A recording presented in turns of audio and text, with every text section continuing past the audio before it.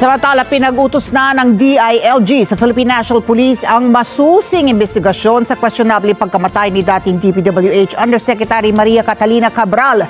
Bagamat una nang sinabi ng pulisya na walang foul play na nangyari, inatasan pa rin ang Regional Office ng Cordillera Administrative Region na siguraduhin na masilip ang lahat ng posibleng anggulo para malaman ang tunay na nangyari. Inamin din ni Acting PNP Chief Jose Melencio Nartates na nagkaroon po ng pagkukulang ang mga pulis sa pag-secure ng ebidensya sa lugar ng pinangyarihan. Ulat po ni Erlo Bringas para sa detalye. Iniatas na ng Department of the Interior and Local Government o DILG sa liderato ng Philippine National Police ang masusing investigasyon sa questionableng pagkamatay ni dating Department of Public Works and Highways Undersecretary Maria Catalina Cabral. Ayon kay Acting PNP Chief Police Lieutenant General Melencio Nartates Jr., inatasan na nila ang Regional Director ng Police Regional Office Cordillera Administrative Region na siguraduhin na lahat ng posibleng anggulo ay masilip para malaman ang tunay na nangyari sa insidente. Kailangan natin makuha lahat ng anggulo. Good for the family such that to dispel, cover up, whitewash, or whatsoever. And we could have a intellectual and or proper assessment to the cause of the death of Miss Cabral. No? Lahat po kailangan ma-answer. Katulad niyan, marami kayong speculations right now.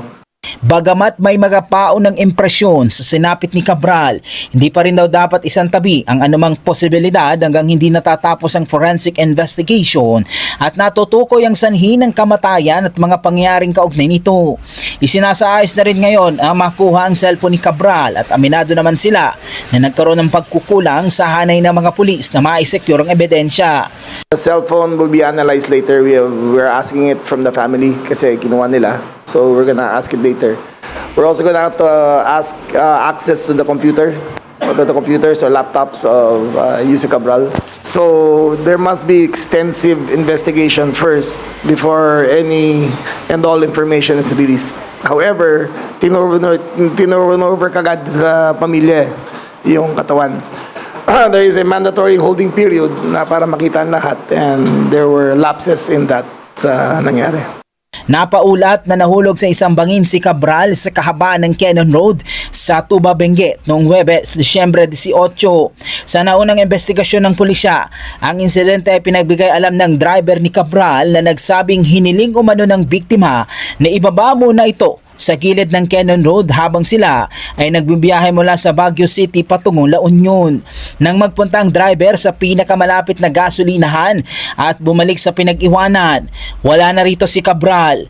Dahil dito, bumalik ang driver sa hotel na kanilang tinuluyan at humingi ng tulong sa pulisya matapos mabigong mahanap ang dating opisyal.